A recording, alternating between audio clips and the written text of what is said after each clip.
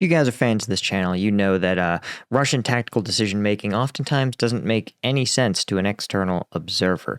And leaked interviews with Ukrainian air defenders reveal that my confusion isn't limited to just the ground. What exactly is their drone strategy or lack of a strategy, and how are Ukrainians working to counter it? This interview breaks it all down. Let's get into it. You guys aren't actually going to believe this because, frankly, I didn't. Let me just show you. Okay, so this is a Ukrainian mobile air defense unit. Right, so I want to point something out. This is like a Soviet-era anti-aircraft gun, and what makes it so incredibly antiquated is that there's a seat. A human being sits in this seat and looks down some sights and fires the weapon. To give you an idea, right, when's the last time you've watched like an aircraft or fly overhead, or even just like a car from several, several thousand feet away, right? Several football fields away, right? It looks absolutely teeny tiny. And how would you, to calculate the ballistics of how you would have to walk rounds onto a moving target, is absolutely preposterously difficult. It was hard when the Second World War, when these sort of weapons would be used against slow-moving, prop-driven aircraft, particularly like bombers, right? Like full-sized aircraft. Trying to use this against modern drones, which are oftentimes no larger than a compact car, is absolutely preposterous. I have absolutely no idea why they even have this thing on the battlefield. This would be much better served actually as an indirect fire weapon. Let's say to cover troops advance, you just sort of lower the defilade and then just let the powerful rounds arc into enemy positions, sort of suppressing the enemy while like your infantry advance would be way more useful.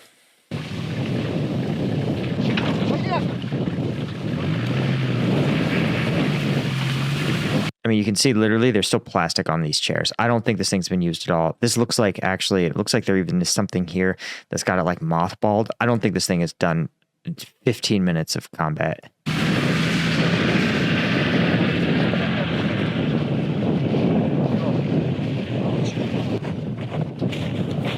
Yeah, I mean, look, you can literally see the plastic tarps they had all over it. They haven't even unpacked this thing all the way, right? There's no signs that it's been used.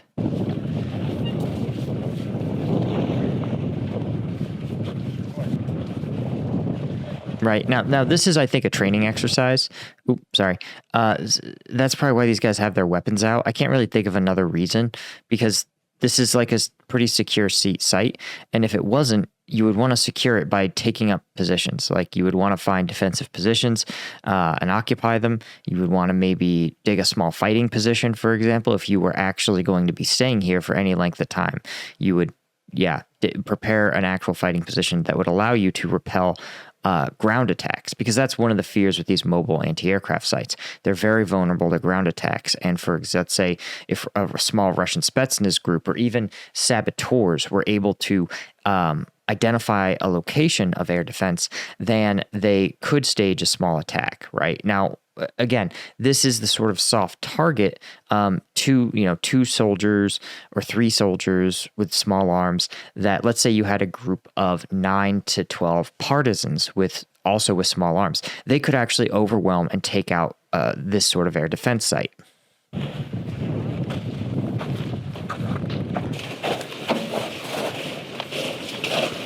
You see how old school this is? You see how incredibly antiquated this system is?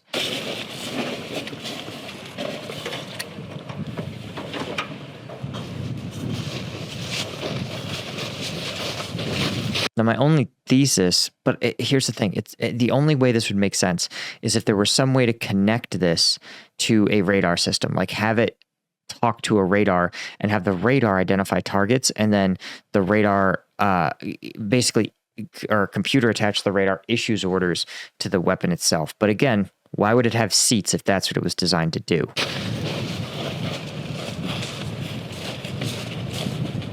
Цей шахет, він відрізняється від звичайних. Now, here's where things get really interesting, right? First off, behind him is the actual air defense system.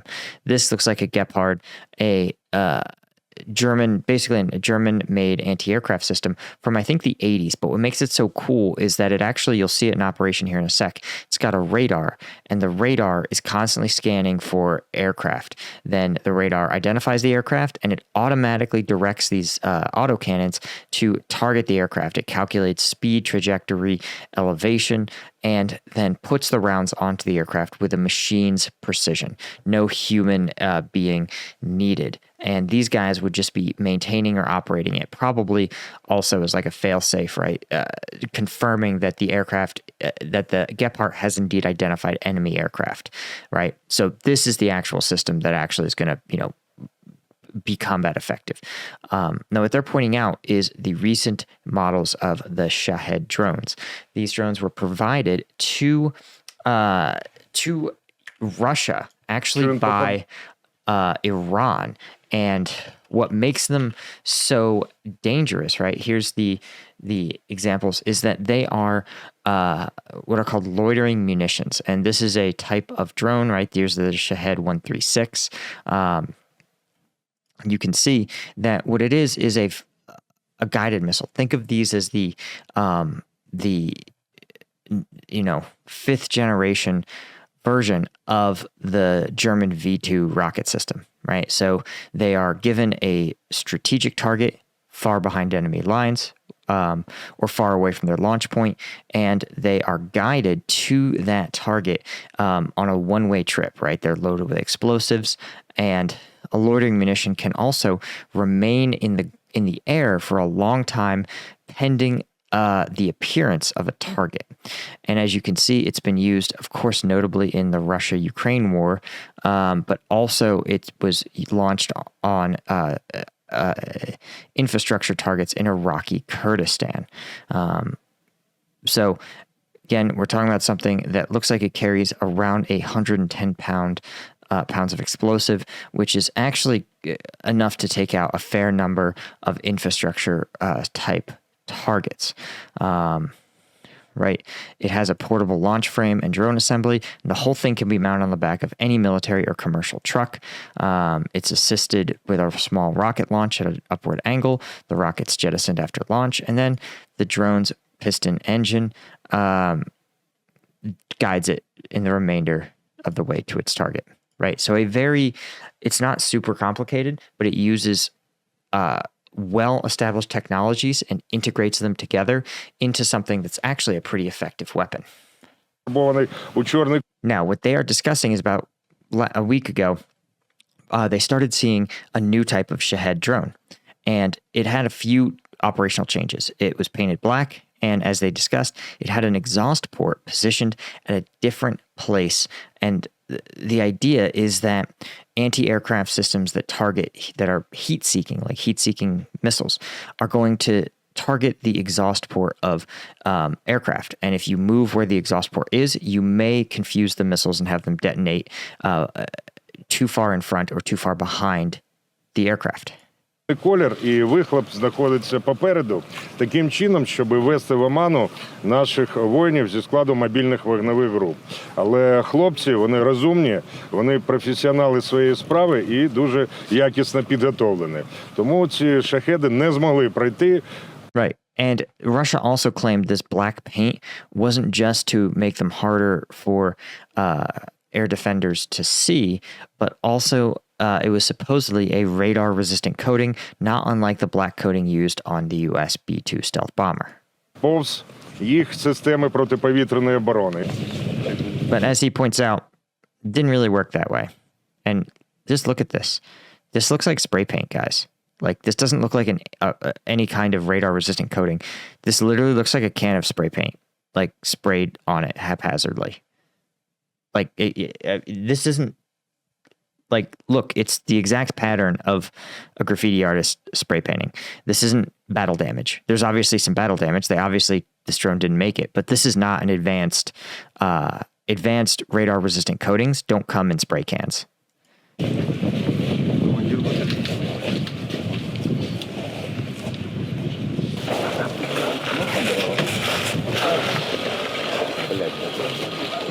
Задумка була, щоб вони були непомітні для вогневих груп, які знаходяться.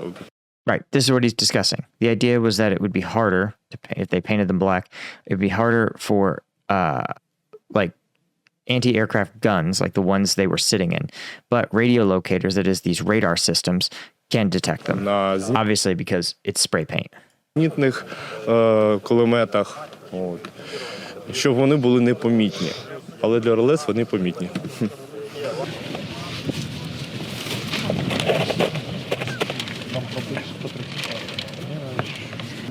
Складніше, важливо буде, якщо цілей буде багато, ось, залітати. Тому, коли воно залітає поочередно, кожна ціль, є захват, ціль стріляє, обстріляємо ціль, є підтвердження знищення, захоплюємо іншу ціль. This is the part that is absolutely insane to me. So as we just looked up, you can launch as a head drone from the back of a commercial truck, a trailer. You can launch these drones from a trailer. You don't need specialty runways. You don't need specialty air traffic control. They're meant to be launched easily. And the fact is, despite that, Russia launched them last week. It was a wave of 75 drones, one at a time. And one at a time, as discussed, his radar system found it, identified it, engaged it, and then confirmed that the target was destroyed. It was like the first levels of a video game. It was like Call of Duty Zombies, just like one at a time, just walking into your air defense zone and getting shot down. It's literally a waste of time. It was like an exercise. Ось, як було цю ніч, коли ми працювали, по одному пішли. Тобто в різний час по одному. Так, залітали в зону нашого ураження на 4 кілометри. Тобто, якщо їх масово залетить багато, це буде... Even the reporter is like, man, what happens when the drones show up in a set of 5 or more? Може бути проблема, але будемо виходити з цього, що є, і будемо працювати. So I think what he means by we will work at 100% or 200% capacity, I think what he means is there's meant to be slack in the system. He's like, we try to always be able to engage more targets than we actually are. Or we have, like, so when he talks about his area of control, it probably means that there's probably 2 of these operating in the area of control, and they decide, like, hey, I'm going to get this drone. You're, like, Unit 2, you're on standby. So that way, if another drone enters the airspace, Unit 2 knows they're the unit that has to engage it. So, 200% would probably be, like, I imagine twice that. So there'd be, like, 3 units, possibly. Працювати як на 100, на 200% будемо. Yeah, there it is, kind of moving in action. But guys, I can't emphasize this enough. That is the stupidest way to employ drones. Like, literally,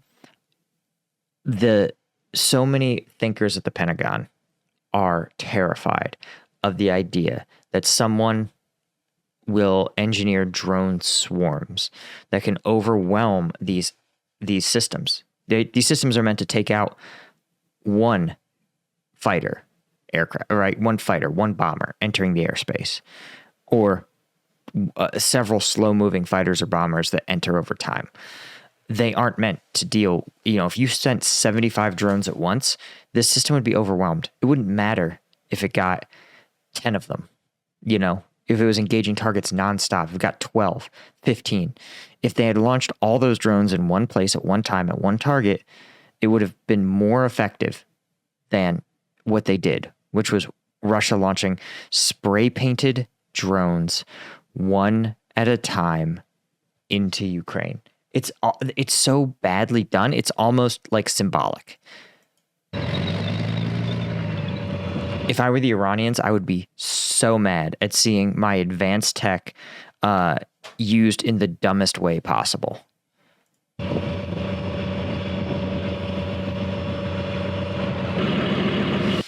Now, guys, if you are aggravated by your dumb uncle telling giving you his hot take on Ukraine over the holidays, based on, whatever thing he read on some sketchy news website, you probably need some energy and focus. Well, I've got the solution for you. Strike Gum. This is a veteran-owned company. Actually, I'm the veteran. It is a caffeinated gum, an energy drink alternative. It has 90 milligrams of caffeine. That's as much as a Red Bull or an Amp Energy. It also has 100 milligrams of alpha GPC, a powerful nootropic that enhances cognition even further. But unlike Red Bull and Amp, we have zero sugar, right? So you're not going to totally ruin your diet over the holidays. So each one of these little pieces is an energy drink worth of caffeine, right? Not an energy drink's worth of sugar. So if you want, check it out at strikegum.com. And best of all, right, 50% of the profits from this first production run, I'm donating to charities that benefit Ukrainian civilians who have been injured or displaced by the conflict. We've got, of course, a sale on the case or the tray, which is 75 pieces of gum, the equivalent of 75 energy drinks. Works out to like 90 cents per energy drink or per piece, which is a steal compared to the like $5 they charge you, in a gas station for an energy drink. So check us out, strikegum.com. Support Ukraine, support your favorite veteran content creator, and of course, get the energy you need to make it through the holidays.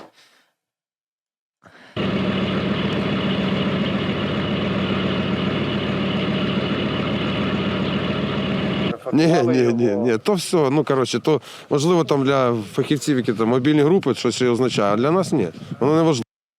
Right. He says, the black paint matters for mobile anti-aircraft units. He says, but for us, it doesn't matter, right? And what he means is probably mobile anti-aircraft units are probably like those sit-down guns that get towed into combat and just kind of are at least something, right?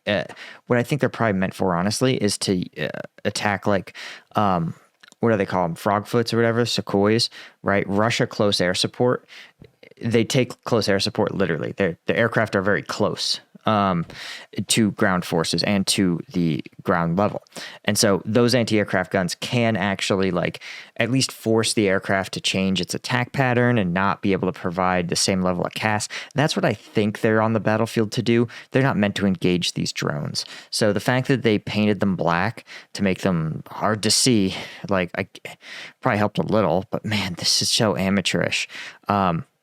But he's like, again, for us, it doesn't matter because they have a radar.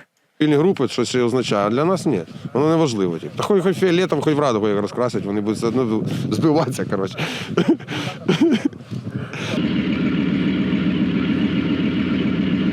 Again, guys, I just want to point out that, these guys, like, there are many aspects of their job that appear to suck. In case you didn't notice, these guys are looking cold. These guys are cold out here, right?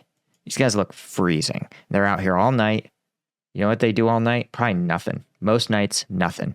And then a couple of nights a month, they get a ping and they engage these targets. And guess what? By doing their job, they save lives. And this is the thing to remember about being soldiers, is that the only way they can save lives is if they sit out there in the cold and do absolutely nothing for days and days and days, right? It's not brave. Their GoPro footage isn't fun or sexy. It's not cool. It's not dramatic. They're not going to make movies about it. But when those drones show up and those guys knock them out of the sky, they save hundreds of lives, right? And they let Ukraine stay in the fight. They protect Ukrainian units, protect Ukrainian supply depots. Like, in terms of their contribution to the war, it's on par with any other soldier. So, again, sometimes we watch these videos and we think there's one kind of soldier, and being a soldier means one kind of difficulty, but it doesn't. It comes in a lot of flavors. And a good soldier understands that sometimes your job is boring and stupid. But if you slack off at it, and it's so easy to slack off when it feels boring and stupid, people get hurt, people die. This is why we talk about soldiers needing to trust each other. You've got to believe in your heart, right? If you're one of those infantry units who's depending on these guys to keep these drones out of the sky, you've got to believe these guys are just as committed to the mission as you are, right? And that's why you have to have this like universal soldier community, this universal soldier like brotherhood, for lack of a better term. Воно не важливо. Та хоч фіолетом, хоч в радугу як розкрасять, вони будуть все одно збиватися, коротше.